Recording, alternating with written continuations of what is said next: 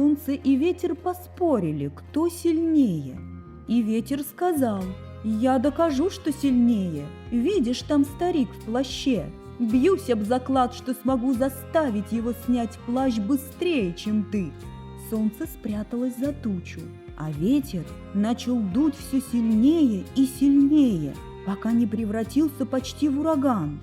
Но чем сильнее он дул, тем крепче закутывался старик в свой плащ. Наконец ветер стих и прекратился. И тогда солнце выглянуло из-за тучи и ласково улыбнулось путнику.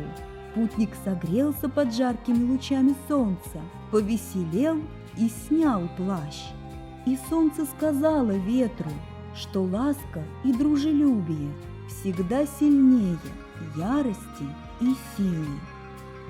Душа слов. Притча «Солнце и ветер».